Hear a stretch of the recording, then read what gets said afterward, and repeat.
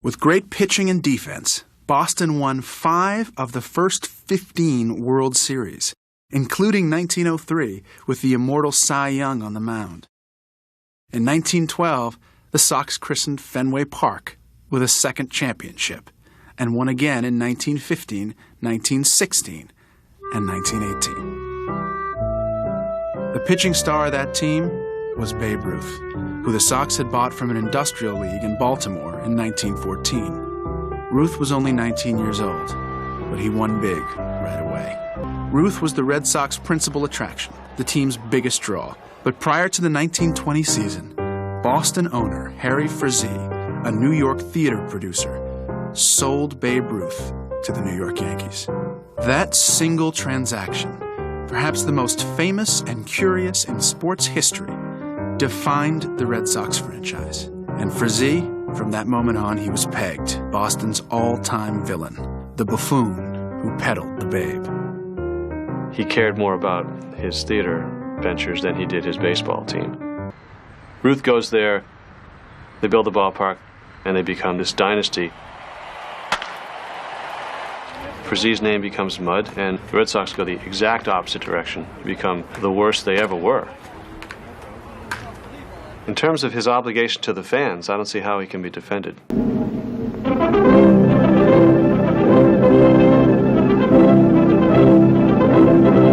The eyes of the sporting world were on Sportsman's Park for game number 7. Within a couple of hours, either the St. Louis Cardinals or the Boston Red Sox will be the 1946 baseball champions of the world. But all 6 games would be merely prelude to an unforgettable Game 7. With the score tied at 3 in the bottom of the 8th, Cardinal fans were about to witness one of the most daring plays in series history. Slaughter led off with a single, and when he reached first, he thought back to a play that the next 2 batters made outs, leaving Slaughter stranded at first. But the player who hustled his way to the Hall of Fame couldn't wait. With Harry Walker up, Slaughter took off for second. Walker hit one into left center. The throw from the Boston shortstop, Johnny Pesky, was too late. And Slaughter raced all the way home with a go-ahead run. When I hit second base, I says I can score. And I never looked up. All I was thinking about when I rounded third was Roy Partee, the catcher, trying to block home plate. I saw him pull up in front of the plate, and I hit the dirt. Slaughter's mad dash promptly took its place in World Series legend. It's an ordinary single, that's all it was, but you can't blame Pesky. I don't think Pesky hit the helter ball. I think I caught the whole Red Sox infield by surprise. I think, you know, if Dora would have been hollering home or Pinky Higgins at third, he may have thrown me out. But Pesky catches the ball and turns towards first, and then he saw me and threw it, and then Walker came into second. I think they ruled him a double, which was only an ordinary long single, that's all. Rakeen eyes the batter carefully. There goes a screwball pitch. McBride grounds to Shane Beast, and Higgins is forced out at second to end the ball game, with the St. Louis Cardinals winning the 7th and final game of the 1946 World Series by a score of 4-3. Colorful memories that go back to 1948, a season that spectacularly ended with the Boston Red Sox and the Cleveland Indians in the first ever American League playoff game. 34,000 fans filled Fenway Park to watch as a single game would decide an entire season for the 2 teams. Ken Keltner's home run in the 4th inning scored Lou Boudreau and Joe Gordon ahead of him as the Indians took the lead 4-1.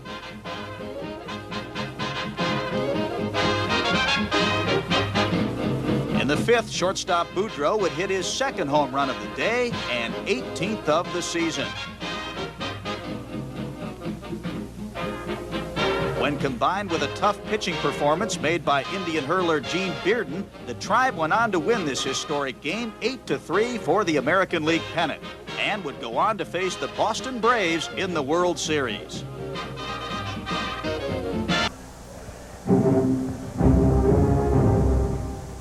October 1st, 1949, the Sox storm into the Bronx, leading the Yankees by 1 game with 2 left to play. The Bombers, needing a sweep, fell behind as Boston's Mel Parnell outdueled Allie Reynolds. New York rallied to capture a 5-4 victory and force the season into a one-game, winner-take-all contest for the pennant and a chance to play the Dodgers in the World Series. The 8th-inning home run by Johnny Lindell was a big one.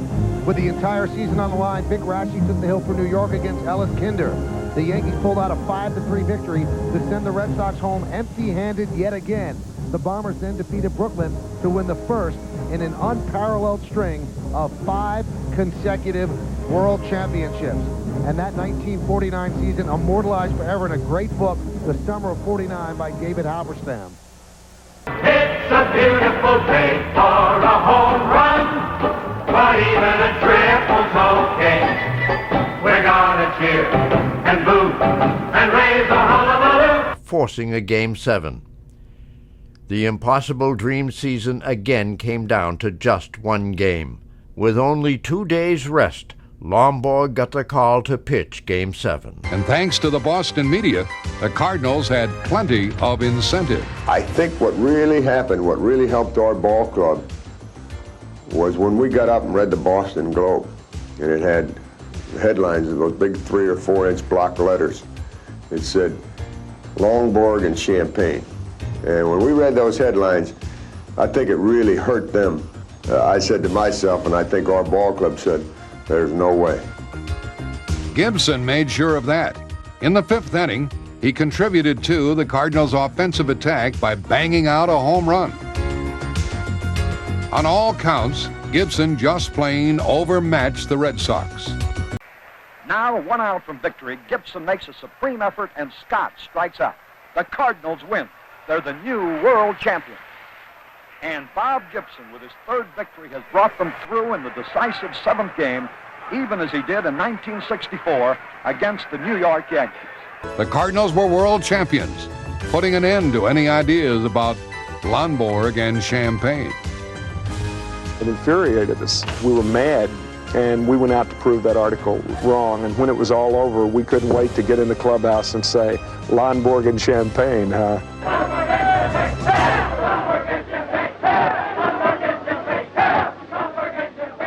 And few, if any, believed that the young hopes of April would survive and become the heroes of October. Al Johnson.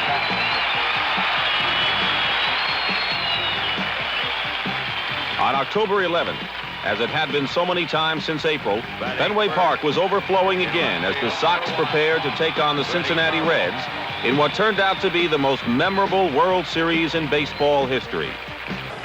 And hopefully for the Red Sox, so is Louis Tion, who needs the victory tonight. The Red Sox do to avoid elimination. Moret does the job. We go to the bottom of the 8th. The score, Cincinnati 6, Boston 3. Tying run is at the plate.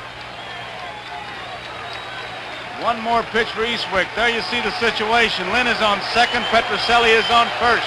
Now it's Bernie Carbo. Carbo hit the first pitch in Cincinnati as a pinch hitter. Carbo, one time the #1 draft choice of the Cincinnati Reds. You heard it before, but that's the irony of this game. Deep center field, way back, way back. We're tied up.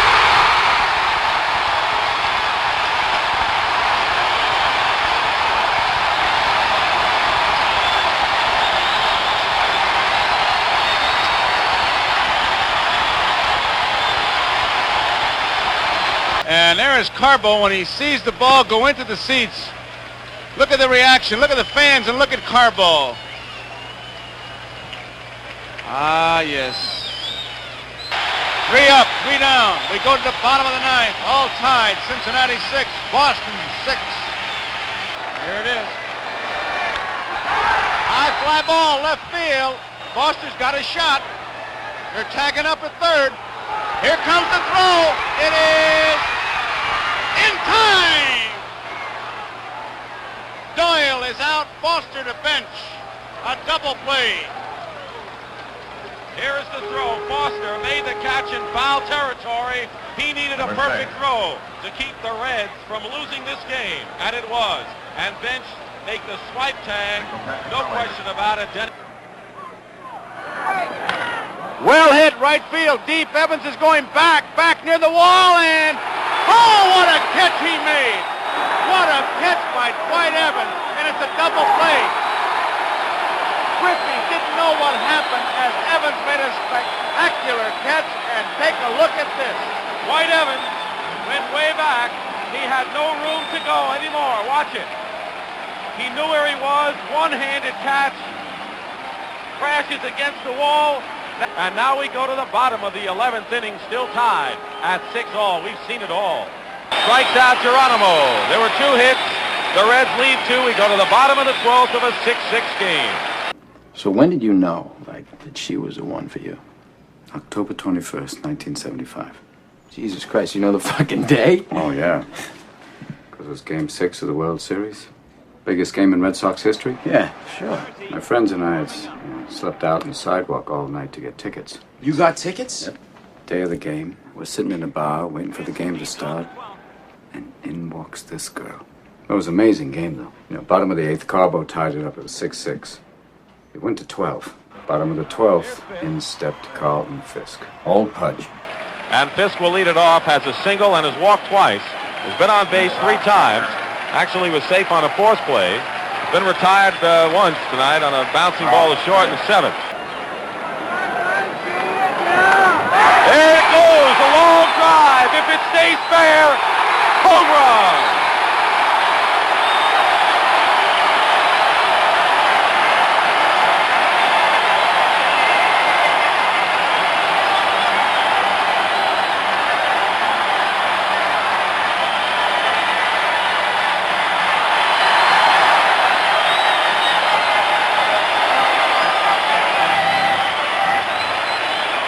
We will have a 7th game in this 1975 World Series.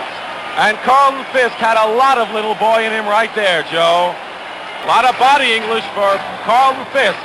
Watch it. How many steps does he take? 1. He waits to see it. Get over, get over. He knew it. There it is. I tell you, one of the more dramatic home runs in World Series history. Steps up to the plate, he's got that weird stance. Yeah. And then, boom! He clocks it, High fly ball on the left field line. 35,000 people on their feet, yelling at the ball, but that's nothing because Fisk, he's waving at the ball like a madman. He's going, get over! Get over! Get over! And then it hits the foul pole. Oh, he goes apeshit, and 35,000 fans, they charge the field, Yeah, and he's fucking blowing he's like, go, get on the... God, get out of the way! Get out of the way! I can't fucking believe you had tickets in that fucking game! Yeah. Did you rush the field? No, I didn't rush the fucking field. I wasn't there. What? No, I was in a bar having a drink with my future wife. You missed Pudge Fisk's home run? Oh, yeah. To have a fucking drink with some lady you never met? Yeah, but you should have seen her. She was a stunner. I don't care if Oh, fucking... no, she lit up the room. I don't care if Helena Troy walks into the room. Helena That's Game Troy. 6. No, Oh, my God. And who are these fucking friends of yours? They let you get away with that? They had to. What did you say to them? I just slid my ticket across the table and I said, sorry, guys, I gotta see about a girl. Game 7 of the World Series to decide the championship of baseball. Base hit right field. Carbo scores. Ball 4. Red Sox lead 3-0. There's his blooper pitch. There it is. A high drive. He was waiting for that one. That one is gone over everything. Perez timed that blooper pitch and slammed it over the screen out on the Lansdowne Street. And now we have another one-run ball game in this World Series. That was a tape measure home run as the Cincinnati fans come alive. Mr. and Mrs. Bob Howsam. Now the Boston fans are becoming uneasy. There's a line shot to center. Here's a man rounding third. Here comes the throw. It is not in time. The other runners advance, and the Reds have tied it. And we're going to the 9th inning, and our game is all tied 3-3.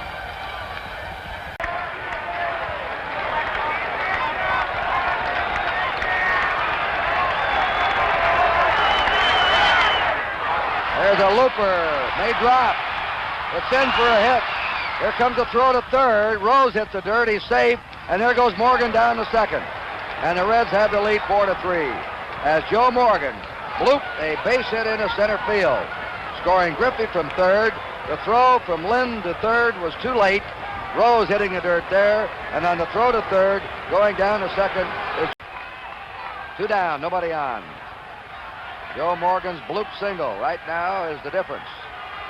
Top of the ninth inning, he put the Reds ahead. There's a high fly ball. It should be all over.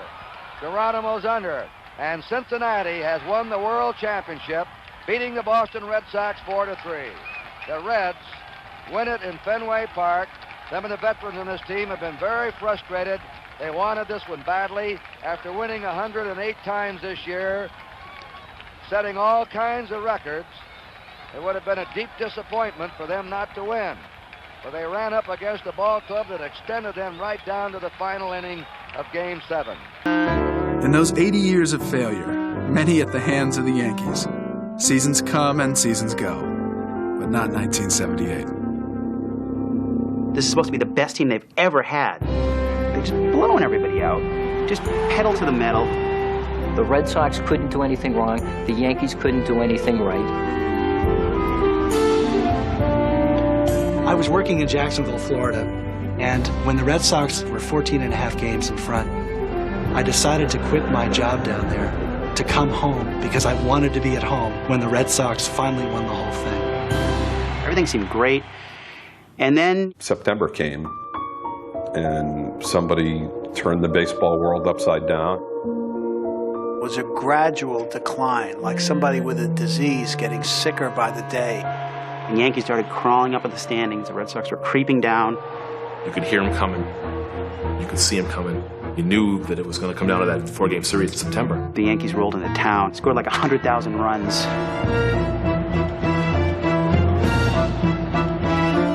Took their bats from the on-deck circle and beat each member of the Red Sox over the head with them. It was ugly. It's forever been known as the Boston Massacre. The Yanks outscored the Sox 42-9 in that 4-game sweep. We were down but not out, and fought back to tie the Yankees on the last day of the season. That set up a 1-game playoff. New York versus Boston at Fenway. Winner takes the division. After 6, the Sox led 2-0. Then in the 7th, with 2 on and 2 out, up comes the unimposing Bucky Dent. Fouled off his foot. It's 1-1. Bucky's given up wearing that protection on his left ankle. Fouls a lot of balls down there. He had been wearing a shin guard just where he's touching. Gene Monahan, the Yankee trainer, now out talking to Dent. Just off the left end step. Right there. And we'll get the ethyl chloride out and spray it. Exchange bats. The count's 1-1. 2 outs and 2 on. The Red Sox lead at 2-0 in the 7th inning here at Fenway.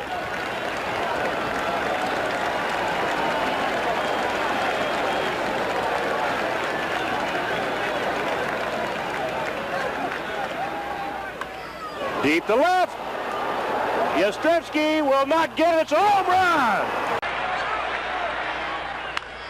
Hit high in the air to left field. Going to the corner. Yastrzemski. It's over the wall. It's a home run for Bucky Dent. Yankees get the lead 3-2, and it just cleared the upstairs. Just cleared the top of the wall in left. Now the Yankee dugout, who has been very quiet up till right now, they are out in 4th. A 3-run home run for Bucky Dent. The Yankees now lead it by a score of 3-2. Bucky Dent has just hit his 5th home run of the year into the screen. And look at that Yankee bench, led by Bob Lemon. Big Cliff Johnson out there. And a happy Bucky Dent. Yankees now lead 3-2. Well, the last guy on the ball club you'd expect to hit a home run just hit one into the screen. Tension eases somewhat here at Fenway. With 2 out in the shortstop, Bucky Dent coming up. I can remember that moment when Bucky Dent came up and thinking, this is no problem. You know, we're out of the inning. Fouls this pitch off his foot. He's hopping around like the Three Stooges. We're all laughing at him. I mean, just waiting for the guy to get put away.